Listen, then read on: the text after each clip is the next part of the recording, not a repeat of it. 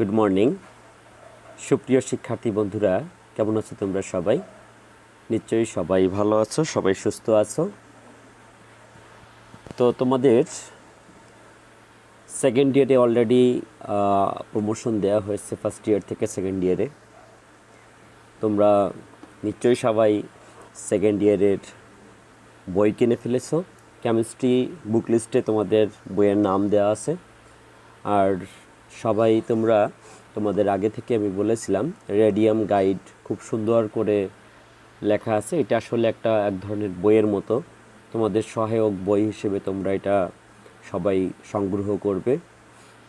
এটি আসলে খুব সুন্দর করে হ্যান্ড নোট আকারে লেখা আছে। তো তোমরা বইটি সংগ্রহ করে ফেলবে সবাই। তো আজকের আমরা কেমিস্ট্রি সেকেন্ড পেপার শুরু করব।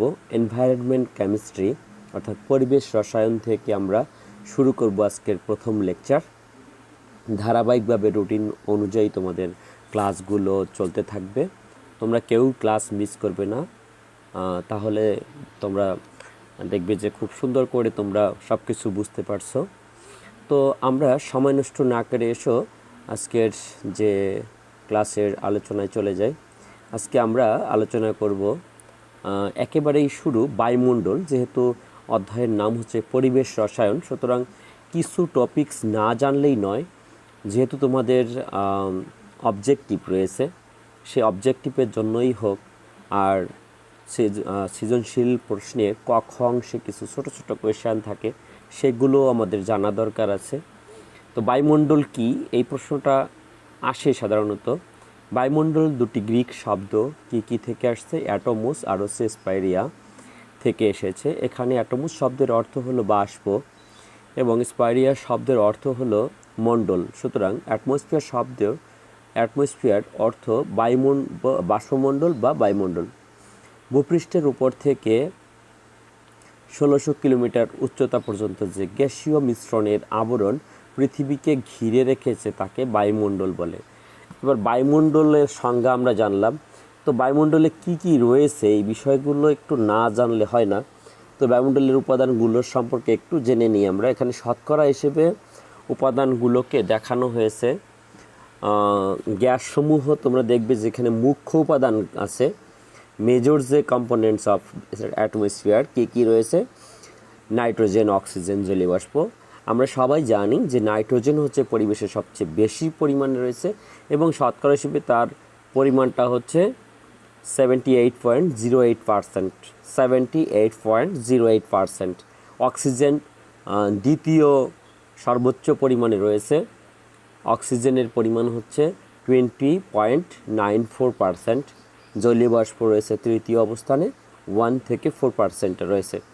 বায়ুমণ্ডলের গৌণ উপাদান কী কী? গৌণ উপাদান রয়েছে আর্গন, কার্বন ডাইঅক্সাইড। এই দুইটা হচ্ছে গৌণ উপাদান। আর্গন রয়েছে 0.93% আর কার্বন ডাইঅক্সাইডের 0.04 বা 03ও কোথাও কোথাও পাবে। তো অবজেক্টিভে যদি 04 বা 03 যাই আসুক, তোমরা এটা বুঝতে পারবে। এরপরে রয়েছে অতি সামান্য কিছু উপাদান থাকে, যেমন neon, helium, krypton, methane, nitrous oxide, hydrogen, ozone হচ্ছে O3, carbon monoxide, iodine, nitrogen dioxide. এইগুলো খুব অল্প মাত্রায় হচ্ছে পরিবেশে বায়ুমণ্ডলে দেখা যায়। বায়ুমণ্ডলের কয়টি স্তর বিভক্ত বায়ুমণ্ডল? অর্থাৎ বায়ুমণ্ডলের স্তরসমূহ আলোচনা করব আমরা এখন। পৃথিবীর বায়ুমণ্ডলকে 4টি ভাগে ভাগ করা যায়। আরও ভাগ রয়েছে, বাট প্রধান 4টি ভাগ হচ্ছে কি?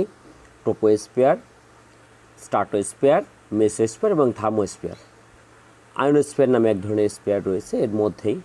তো ট্রোপোস্ফিয়ার কি? ভূপৃষ্ঠ থেকে 10 কিলোমিটার উচ্চতা পর্যন্ত ট্রোপোস্ফিয়ার বিস্তৃতি। কোথাও কোথাও তুমি 11 কিলোমিটার পর্যন্ত দেখতে পাবে যে ভূপৃষ্ঠ থেকে 11 কিলোমিটার পর্যন্ত ট্রোপোস্ফিয়ারের বিস্তৃতি। অর্থাৎ আমাদের যে ভূপৃষ্ঠ অর্থাৎ মাটি, এই মাটি সংলগ্ন যে স্তরটা, সেই স্তরটাই হচ্ছে কি? ট্রোপোস্ফিয়ার। একে বায়ুমণ্ডলের আবহাওয়ার স্তরও বলা হয়। কারণ কি? যত ধরনের ঝড়, বৃষ্টি, মেঘ সব কিছু কিন্তু এই স্তরেই ঘটে থাকে। এই স্তরের তাপমাত্রা 300 50 থেকে 200 কেলভিন এবং চাপ হচ্ছে 200 থেকে 100 মিলিমিটার পারদচাপ। আচ্ছা, আলোক রাসায়নিক বিক্রিয়া কেমন? যেমন ওজন, এখানে ইউভি দেখানো হয়েছে। ইউভি অর্থাৎ হচ্ছে আল্ট্রাভায়োলেট রে। ওজন স্তর হচ্ছে এই আল্ট্রাভায়োলেট রে এর প্রভাবে ভেঙে গিয়ে অক্সিজেন এবং অক্সিজেনের পারমাণবিক অক্সিজেন তৈরি করে। আচ্ছা, তাহলে স্ট্রাটোস্ফিয়ার কি? দেখো, স্ট্রাটোস্ফিয়ার হচ্ছে ট্রপোস্ফিয়ারের উপরের 15 থেকে 50 কিলোমিটার পর্যন্ত বিস্তৃত, অর্থাৎ ট্রপোস্ফিয়ারের উপর থেকে শুরু হয়, যেটা হচ্ছে 50 কিলোমিটার পর্যন্ত বিস্তৃত থাকে। এই অঞ্চলকে স্ট্রাটোস্ফিয়ার বলা হয়ে থাকে। এই স্তরের তাপমাত্রা 200 থেকে 400 কেলভিন এবং 10 থেকে 1 মিলিমিটার পারদচাপ হয়ে থাকে। আমরা জানি বায়ুমণ্ডলের সমুদ্রের সমতলে 45 ডিগ্রি অ্যাঙ্গেলে বায়ুমণ্ডলীয় চাপ হচ্ছে 760 মিলিমিটার, অর্থাৎ 1 অ্যাটমসফিয়ার বায়ুমণ্ডলের। আর এখানে হচ্ছে বায়ুচাপ কমে 10 থেকে 1 মিলিমিটার পর্যন্ত হয়ে থাকে। এখানে আলোক রাসায়নিক বিক্রিয়া কেমন হয়? অক্সিজেন হচ্ছে ইলেকট্রন ইমিশন করে হচ্ছে এখানে আয়নিক অক্সিজেন তৈরি করে।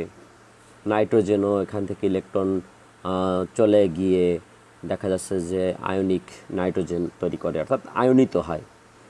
এর শেষ সীমাকে বলা হয় স্ট্রাটোপোজ, আর ট্রপোস্তরের শেষ সীমাকে ট্রপোপোজ বলা হয়। মূলত হচ্ছে স্ট্রাটোস্ফিয়ার আর ট্রপোস্ফিয়ারের সংযোগ স্থলকে ট্রপোপোজ বলে, আর এটা হচ্ছে স্ট্রাটোপোজ। মেসোস্ফিয়ার কি? মেসোস্ফিয়ার হচ্ছে স্ট্রাটোস্ফিয়ার উপর থেকে 85 কিলোমিটার পর্যন্ত বিস্তৃত অঞ্চলকে মেসোস্ফিয়ার বলা হয়, অর্থাৎ 50 থেকে 85। এর শেষ সীমাকে বলা হয় মেসোপোজ, একের মতনই। এই স্তরের তাপমাত্রা 175 থেকে 400 কেলভিন এবং চাপ হচ্ছে 10⁻⁴ থেকে 10⁻⁴ পর্যন্ত, বা 0.1 থেকে 0.0001 মিলিমিটার, মানে আরও কম। যতই উপর দিকে যাওয়া যায় বায়ুমণ্ডলীয় চাপের মান তত কমতে থাকে। এখানে আলোক রাসায়নিক বিক্রিয়া কী কী হয়? নাইট্রোজেন, এখানে আয়নিত নাইট্রোজেন হচ্ছে অক্সিজেনের সাথে বিক্রিয়া করে নাইট্রোজেন গ্যাস তৈরি করে, প্লাস অক্সিজেন আয়নিক অক্সিজেন তৈরি করে। তারপরে আবার অক্সিজেন বিক্রিয়া করে পারমাণবিক অক্সিজেন প্লাস O2 প্লাস তৈরি করে। তো এই ধরনের বিক্রিয়াগুলো দেখা যায় আলোক রাসায়নিক বিক্রিয়া। থার্মোস্ফিয়ার কি? দেখো, থার্মোস্ফিয়ার মূলত হচ্ছে এখানে তাপমণ্ডল বলতে পারি আমরা। মেসোস্ফিয়ারের উপরে 85 থেকে 500 কিলোমিটার পর্যন্ত বিস্তৃত অঞ্চলকে থার্মোস্ফিয়ার বলা হয়। একে আয়নোস্ফিয়ার বলা হয়, কারণ এখানে অধিকাংশ যে উপাদানগুলো সেগুলো আয়নিত অবস্থায় দেখা যায়। যেমন এখানে নাইট্রোজেন মনোঅক্সাইড আয়ন, তারপরে অক্সিজেন আয়ন, বিভিন্ন ধরনের আয়ন এই মণ্ডলে দেখা যায়। তো এই স্তরে তাপমাত্রা হচ্ছে 500 থেকে 1500 কেলভিন, অর্থাৎ অনেক বেশি তাপমাত্রা থাকে। তো এইটা মূলত হচ্ছে একেবারে সংক্ষেপে আলোচনা করছে। তোমরা যদি আরও বিস্তারিত জানতে চাও তাহলে তোমরা বইয়ে পড়বে, বইয়ে দেখবে যে আরও সুন্দরভাবে লেখা আছে। এখানে স্তরগুলো বক্সের মধ্যে দেওয়া হয়েছে, যে উচ্চতা হচ্ছে 1 থেকে 11, এখানে আবার 11 দিচ্ছে আমি যেটা বলছিলাম। তো এই বক্সটা তোমরা ভালো করে দেখতে পারো। তাপমাত্রা হচ্ছে 15 থেকে -56 ডিগ্রি সেলসিয়াস প্রথমে ট্রপোস্ফিয়ারের। আর মুখ্য উপাদানগুলো নাইট্রোজেন, অক্সিজেন, কার্বন ডাইঅক্সাইড আর জলীয় বাষ্প থাকে। আর স্ট্রাটোস্ফিয়ারে হচ্ছে 11 থেকে 50, এটা ঠিক আছে। আর তাপমাত্রার সীমা হচ্ছে -56 থেকে -2 ডিগ্রি সেলসিয়াস এবং মুখ্য উপাদান হলো ওজোন গ্যাস O3। মেসোস্ফিয়ারে হচ্ছে 50 থেকে 85 কিলোমিটার বিস্তৃত। এখানে হচ্ছে তাপমাত্রা -2 ডিগ্রি থেকে -92 ডিগ্রি, অর্থাৎ একেবারেই শীতল। এখানে আয়নিত অবস্থায় থাকে অক্সিজেন, নাইট্রোজেন অক্সাইড। তারপরে থার্মোস্ফিয়ারে এখানে হচ্ছে তাপমাত্রা অনেক বেড়ে যায়, -92 থেকে 1200 ডিগ্রি সেলসিয়াস পর্যন্ত হয়ে থাকে। আর 85 থেকে 500 কিলোমিটার পর্যন্ত এখানে দেখানো হয়েছে। তো এখানে আয়নিত অবস্থায় বিভিন্ন ধরনের পরমাণু বা অণুকে দেখা যায়, বা বিভিন্ন ধরনের উপাদানগুলোকে আয়নিত অবস্থায় থাকতে দেখা যায়। এটাকে মূলত এর মধ্যে আবার আয়নোস্ফিয়ারও রয়েছে। আরও বেশি উচ্চতা পর্যন্ত বিস্তৃত, অর্থাৎ 1100 কিলোমিটার পর্যন্ত দেখা যাচ্ছে যে এই বায়ুমণ্ডল রয়েছে। তো বায়ুমণ্ডলের বৈশিষ্ট্য বা গুরুত্ব কী এটা একটু জানা দরকার নাকি? বায়ুমণ্ডল পরিবেশের তাপমাত্রা ভারসাম্য নিয়ন্ত্রণ করে। বায়ুমণ্ডল অতিবেগুনি রশ্মি ও অবলোহিত রশ্মি শোষণ করে। এদের ক্ষতিকর প্রভাব থেকে পরিবেশকে রক্ষা করে। বায়ুমণ্ডলের আয়োনোস্ফিয়ার থেকে রেডিও তরঙ্গ প্রতিফলিত হয়ে পৃথিবীতে ফিরে আসে, তাই রেডিও যোগাযোগ সম্ভব হয়েছে। বায়ুমণ্ডলের শক্তি আসে সূর্য থেকে। বায়ুমণ্ডলকে অক্সিজেন গ্যাসের ভাণ্ডার বলা হয়। এই গ্যাস দহন ক্রিয়ায় সাহায্য করে, জীবদেহে শক্তি উৎপাদনে ভূমিকা রাখে। আমরা জানি যে অক্সিজেন ছাড়া যেমন মানুষ বেঁচে থাকতে পারে না, তেমনি দহন কাজে অক্সিজেন ছাড়া কখনোই কোনোভাবেই সম্ভব না দহন কাজ। অর্থাৎ আগুন জ্বলতে হলে অক্সিজেন প্রয়োজন। কোথাও যদি আগুন লাগে, কোনো দুর্ঘটনা ঘটে, সেখানে যদি অক্সিজেনের সরবরাহ বন্ধ করে দেওয়া যায়, তখন হচ্ছে খুব দ্রুত আগুন নিভে যায়।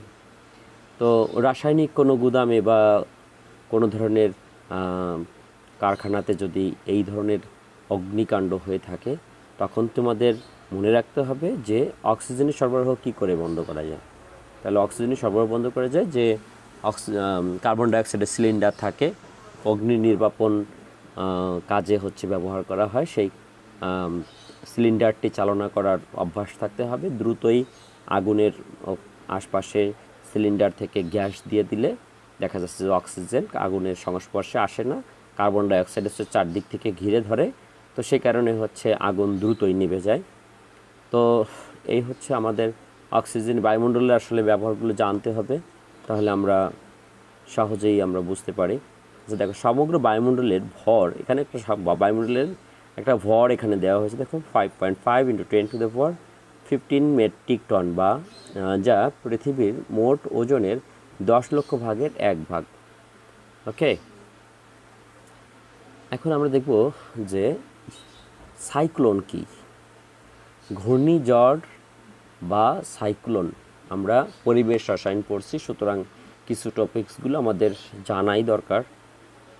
আমরা সাইক্লোন কী দেখব, কোনো স্থানে বাতাস খুব গরম হলে তা হালকা হয়ে উপরের দিকে উঠে যায়। দেখা যাচ্ছে যে একটা অঞ্চলের বাতাস যদি অত্যধিক গরম হয়, তাহলে কি হয়, সেই অঞ্চলটা কি হয়, বাতাসটা এটা হালকা হয়ে উপরের দিকে কি হয়, উঠে যায়, উপরের দিকে চলে যায়, তাই না, উপরের দিকে চলে যায়। আচ্ছা, তো সেখানে নিম্নচাপ বা বায়ু শূন্যতা সৃষ্টি হয়। এখান থেকে যদি বাতাস যদি উপরের দিকে চলে যায়, হ্যাঁ, তাহলে কি হয়, এই অঞ্চলটাতে একটা বায়ু শূন্যতার সৃষ্টি হয়।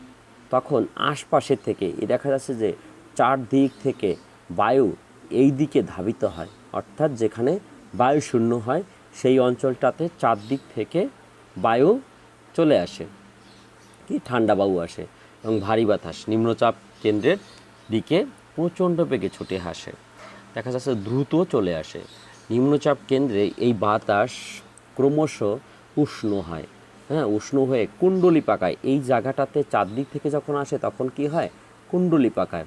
কুণ্ডলী পাকিয়ে দেখা যাচ্ছে যেদিকে এই বাতাস যেদিক থেকে চলে আসে, অর্থাৎ যেদিকে চাপ কম সেই দিকে হচ্ছে ধাবিত হয়, উপরের দিকে ওঠে। কুণ্ডলীটার মধ্যে আসলে এই পাকের মধ্যে যা কিছুই পড়ে সব কিছুকে সে হচ্ছে চূর্ণ বিচূর্ণ করে দেয়। এটাই মূলত হচ্ছে ঘূর্ণি বা ঘূর্ণিঝড়। এই আকস্মিক অনিয়ন্ত্রিত ঘূর্ণায়মান প্রচণ্ড বায়ু প্রবাহকে ঘূর্ণিঝড় বা সাইক্লোন বলা হয়। উচ্চচাপ অঞ্চল থেকে নিম্নচাপ কেন্দ্রের দিকে আকস্মিক অনিয়মিত ঘূর্ণায়মান প্রচণ্ড বায়ু প্রবাহকে ঘূর্ণিঝড় বা সাইক্লোন বলে। যদি 1 নম্বরের জন্য আসে তাহলে তোমরা বক্সের এটুকু দিলেই হবে। সমুদ্র থেকে প্রবল বেগে ছুটে আসা বাতাসের বেগ ঘন্টায় 119 কিলোমিটার, মানে 74 মাইল হলে তাকে ঘূর্ণিঝড় বলে। ঝড়টির উচ্চতা কমপক্ষে 50,000 ফুট এবং 201.3 কিলোমিটার, মানে 125 মাইল পর্যন্ত হলে এটি ঘূর্ণিঝড়ে রূপান্তরিত হয়।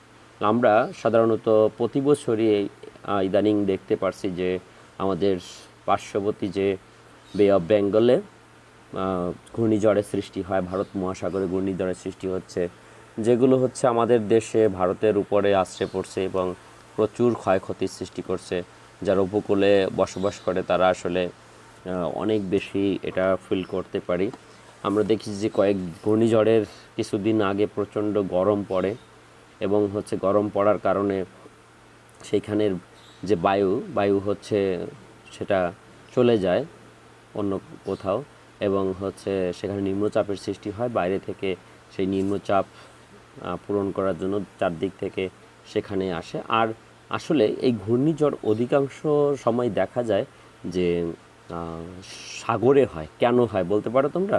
ঘূর্ণিঝড় কেন হয়? আচ্ছা, সেই কারণগুলো আমরা পড়ব। জলোচ্ছ্বাস কি আমরা দেখি। ঘূর্ণিঝড় সৃষ্টির, আমরা পরের প্রশ্নে চলে যাচ্ছি। ঘূর্ণিঝড় সৃষ্ট প্রচণ্ড গতির বায়ুর তাড়নায় বা সমুদ্র তলদেশে ভূমিকম্প, ভূমিধস, আগ্নেয়গিরি, অগ্ন্যুৎপাত ফলে সমুদ্রের জলরাশি উত্তাল হয়ে ফুলে ওঠে। বড় বড় ঢেউ সহ স্ফীত জলরাশি প্রচণ্ড গতিতে সমুদ্র উপকূলে আশ্রে পড়ে।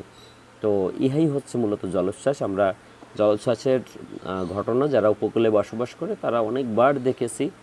আমাদের প্রতি বছরই এই ধরনের সমস্যায় আমাদের অনেক বেশি ক্ষয়ক্ষতি হচ্ছে।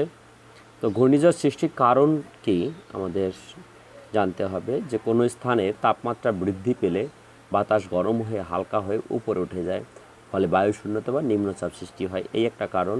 গভীর সমুদ্রে নিম্নচাপ সৃষ্টি হলে বা কোনো কারণে বায়ু চাপ হ্রাস পেলে সমুদ্র উপকূলে জলোচ্ছ্বাস ও ঘূর্ণিঝড়ের সম্ভাবনা বাড়ে। বায়ুমণ্ডলের ঘনত্ব হ্রাস পেলে নিম্নচাপে বায়ুমণ্ডলের পানির দ্রুত বাষ্পীভূত হয়, প্রচুর জলীয় বাষ্পের সৃষ্টি হয়, ঘূর্ণিঝড় হওয়ার সম্ভাবনা বৃদ্ধি পায়। গ্যাসীয় পদার্থ হালকা হলে তা উপরে উঠে যায়, ফলে শূন্যতার সৃষ্টি হয়। তা পূরণের জন্য পার্শ্ববর্তী এলাকা থেকে দ্রুত বেগে সেখানে বায়ু ছুটে আসে, ফলে চাক্রিক গতিবেগের সৃষ্টি হয়। এই মূলনীতির উপর ভিত্তি করে ঘূর্ণিঝড়ের সৃষ্টি হয়। ঘূর্ণিঝড় জলে স্থলে দুই জায়গায় হতে পারে। জলে হলে কি হয়? Cyclone, hurricane, typhoon. আর স্থলে হলে হয় টর্নেডো। ঘূর্ণিঝড়ের চেয়ে যদিও টর্নেডোর গতিবেগ অনেক অনেক বেশি হয়।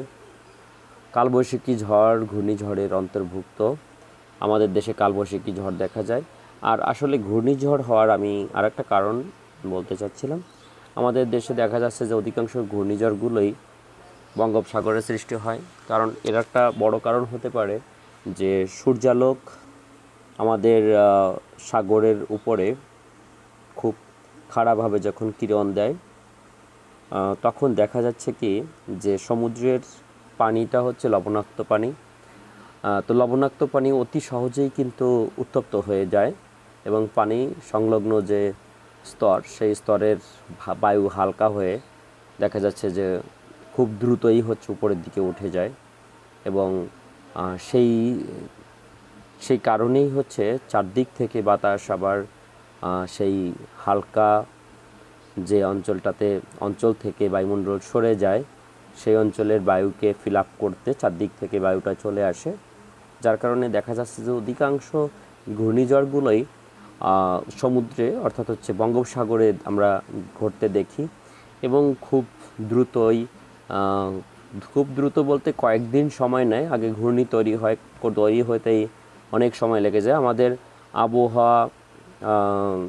আবহাওয়াবিদরা অনেক বেশি সচেতন এখন, অনেক বেশি দক্ষ, তাই সেই ঘূর্ণি হওয়ার সাথে সাথেই কিন্তু বুঝতে পারে এবং সব কিছুই আমরা আমাদের যে প্রচার মাধ্যম সেই প্রচার মাধ্যমে দেখে আমরা সচেতন হয়ে যাই। আমরা সচেতন করতে পারি গ্রামবাসীকে। আমরা বিভিন্ন ধরনের মিডিয়াগুলো দেখা যাচ্ছে যে সচেতন করে এবং নিরাপদ দূরত্বে হচ্ছে সবাই তার যার জানমাল নিয়ে আশ্রয় নেয়। আর এটা আসলে এই সচেতনতা বোধটা তৈরি করা আমাদের যুব সমাজেরই সবচেয়ে বেশি ভূমিকা রাখা উচিত। তো তোমাদের এই বিষয়ে সচেতন হতে হবে। আমরা যেহেতু ঘূর্ণিঝড় প্রবণ অঞ্চলের মধ্যে পড়ি, আমাদের দেশটা আসলে অনেক বেশি ঝুঁকিপূর্ণের মধ্যে, যেহেতু বঙ্গোপসাগর আমাদের পাশেই, আমাদের যেমন সৌন্দর্য রয়েছে তেমন আমাদের ভয়ঙ্কর ঘূর্ণিঝড়ের কবলে, জলোচ্ছ্বাসের কবলে আমরা বারবার পড়েছি। তো শিক্ষার্থী বন্ধুরা, আমরা ঘূর্ণিঝড়ের ফলে জলোচ্ছ্বাস সৃষ্টির কারণগুলো দেখব।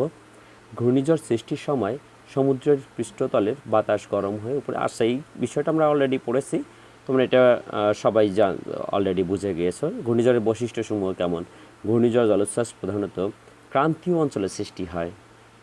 আচ্ছা, ঘূর্ণিঝড়ের ফলে উত্তর গোলার্ধে ক্রান্তীয় অঞ্চলের বাতাস ঘড়ির কাঁটার দিকে ঘুরে এবং দক্ষিণ গোলার্ধের ক্রান্তীয় অঞ্চলের বাতাস ঘড়ির কাঁটার বিপরীত দিকে ঘুরে, অর্থাৎ হচ্ছে দুই দিকে ঘুরে। হ্যাঁ, এই প্রক্রিয়াটি হচ্ছে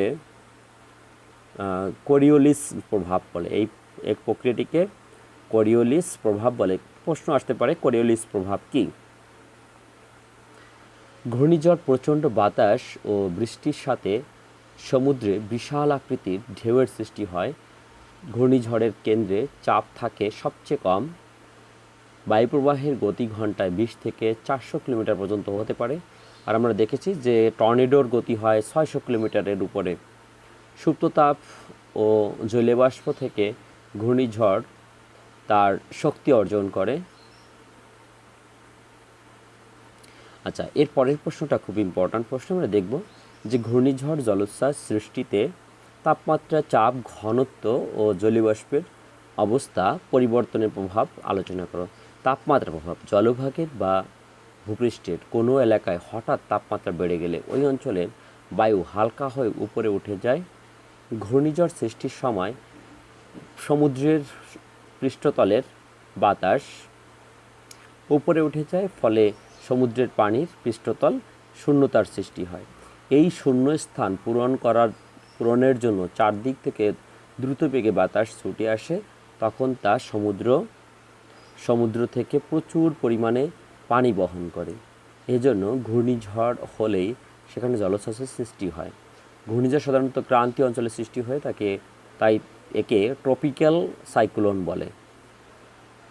আচ্ছা, চাপের প্রভাব: বায়ুমণ্ডলে সাধারণ চাপ হচ্ছে 760 মিলিমিটার বা অন অ্যাটমসফিয়ার। বায়ুর লঘু চাপ বলতে বোঝায় হঠাৎ বায়ুর চাপ কমে যাওয়া, ফলে বায়ুর ঘনত্ব কমে যাওয়া। বায়ু হালকা হয়ে উপরে উঠে যায়, ফলে ঝড় সৃষ্টির সম্ভাবনা দেখা দেয়। ঘনত্ব ও জলীয়বাষ্পের পরিবর্তনের প্রভাব: বায়ুমণ্ডলের লঘু চাপ সৃষ্টি হলে বায়ুর ঘনত্ব হ্রাস পায়। হঠাৎ বায়ুমণ্ডলের ঘনত্ব হ্রাস পেলেই ঘূর্ণিঝড়ের পূর্বাভাস পাওয়া যায়, ফলে ঝড় বৃষ্টির সৃষ্টি হয়। এই হচ্ছে মূলত আমাদের পরিবেশ রসায়নের যে ঘূর্ণিঝড় বা বায়ুমণ্ডল, এই সম্পর্কে একটু জেনে নিলাম। এখন আমাদের মেইন যে প্রশ্নগুলো, সেই মেইন প্রশ্নে আমরা কিন্তু চলে আসব। আমাদের খুব ইম্পর্ট্যান্ট প্রশ্ন: স্থির তাপমাত্রায় কোনো গ্যাসের আয়তনের উপর চাপের প্রভাব সম্পর্কিত সূত্র বিবৃত ও ব্যাখ্যা করো। চাপের প্রভাব মনে রাখতে হবে আমাদের, আয়তনের সাথে চাপের প্রভাব রয়েছে বয়েলের সূত্রে। আমরা এই গ্যাস সম্পর্কিত কয়েকটি সূত্র এই পরিবেশ রসায়নে দেখব। একটা হচ্ছে বয়েলের সূত্র, আর একটা হলো চার্লসের সূত্র, অ্যাভোগাড্রোর সূত্র, গেলুসকের সূত্র, গ্রাহামের ব্যাপন সূত্র। এই সূত্রগুলো অনেক বেশি ইম্পর্ট্যান্ট। ডাল্টনের আংশিক চাপ সূত্র রয়েছে, তো তার মধ্যে প্রথম সূত্রে আমরা চলে আসলাম এখানে, বয়েলের সূত্র। স্থির তাপমাত্রায় তোমাদের মনে রাখতে হবে একটা বিষয়, কী বলতো? তাপমাত্রা স্থির তাপমাত্রায় নির্দিষ্ট ভরের কোনো গ্যাসের আয়তন গ্যাসটির উপর প্রযুক্ত চাপের ব্যস্তানুপাতিক। তাহলে আমাদের মনে রাখতে হবে যে স্থির তাপমাত্রায় নির্দিষ্ট ভরের কোনো গ্যাসের আয়তন, তার উপর প্রযুক্ত চাপ, মানে ওই গ্যাসের উপর যে প্রযুক্ত চাপ হবে সেই চাপের ব্যস্তানুপাতিক। তাহলে আমরা একটু দেখি যে আয়তন হলো ভি, আর চাপ হচ্ছে কি বলো? চাপ হচ্ছে পি। তাহলে আয়তন ভি চাপের ব্যস্তানুপাতিক, অর্থাৎ ভি প্রপোর্শনাল টু 1/p। এখানে স্থির তাপমাত্রায় কোনো নির্দিষ্ট ভরে গ্যাসের আয়তন ভি ধরা হয়েছে, চাপ ধরা হয়েছে পি। তাহলে বয়েলের সূত্রাংশ আমরা এভাবে লিখতে পারি। যখন এখানে ডান পাশে লেখা হয়েছে, যখন টি ও এন স্থির, এন হচ্ছে কি বলতো? নির্দিষ্ট ভর। এখানে হচ্ছে এন হচ্ছে মূল সংখ্যা ভরকে নির্দেশ করে। এখানে ভি সমান কে ইন্টু 1/p লেখছে পরের লাইনে। এখানে কে হচ্ছে সমানুপাতিক ধ্রুবক, এই সমানুপাতিক চিহ্নটাকে উঠিয়ে দিলে একটা সমানুপাতিক চিহ্নকে উঠিয়ে দিয়ে একটা সমানুপাতিক ধ্রুবক লিখতে হয়। তো আমরা যদি কোনাকুনি গুণ করি, পি আর ভি গুণ করলে হচ্ছে পি ভি হয় সমান কে লেখা যায়। এটা 1 নম্বর সমীকরণ দেওয়া হয়েছে, তোমরা দেখতে পাচ্ছ। অর্থাৎ স্থির তাপমাত্রায় কোনো নির্দিষ্ট ভরের গ্যাসের চাপ ও আয়তনের গুণফল হচ্ছে ধ্রুবরাশি। দেখো আয়তন আর চাপ গুণ করে যা পাইছি তা হচ্ছে কে। কে কি একটা ধ্রুবরাশি। এখন একই পরিমাণ গ্যাসের চাপ পরিবর্তন করে আমরা যদি একই পরিমাণ গ্যাসের চাপ যদি পরিবর্তন করে আমরা পাই P1 P2 P3 এভাবে Pn পর্যন্ত যদি পাই, তাহলে ওই গ্যাসের আয়তনও কেমন হবে, চেঞ্জ হয়ে Vn পর্যন্ত হবে। তাহলে 1 নং সমীকরণকে আমরা লিখতে পারি P1 V1 সমান P2 V2 সমান P3 V3। এভাবে চলতে চলতে চলতে চলতে Pn Vn সমান এখানে কে, মানে জাস্ট এই ধ্রুবক এটাই থাকবে, ঠিক থাকবে। কেবল দুটি চাপ ও আয়তনের জন্য আমরা এই 2 নং সমীকরণটাকে আমরা লিখতে পারি P1 V1 সমান P2 V2 সমান কে ধ্রুবক। ইহাই হলো বয়েলের সূত্রের গাণিতিক রূপ। তো শিক্ষার্থী বন্ধুরা, এই বয়েলের সূত্রের গাণিতিক রূপ এটাই আমরা মনে হয় বুঝতে পেরেছি। তো আজকের ক্লাসে আমাদের এই বয়েলের সূত্র পর্যন্তই থাকবে। তোমরা এগুলো বাসায় খুব ভালো করে পড়ে সবাই লিখে ফেলবে, হ্যাঁ। কারণ তোমার একটা কথা মনে রাখতে হবে, কেমিস্ট্রি তুমি যদি পড়ে না লেখো তাহলে কিন্তু তুমি কোনো কিছুই মনে রাখতে পারবে না। আমি এটা গ্যারান্টি দিয়ে বলতে পারি, তুমি অবশ্যই লিখবে, তাহলে তুমি ভালো করবে, তুমি সব কিছু ভালো করে লিখে ফেলবে। ওকে, পড়বে তারপরেই তুমি সাথে সাথে লিখে ফেলবে। ওকে শিক্ষার্থী বন্ধুরা, তোমরা ভালো থেকো, সুস্থ থেকো, সবার জন্য শুভকামনা রইল।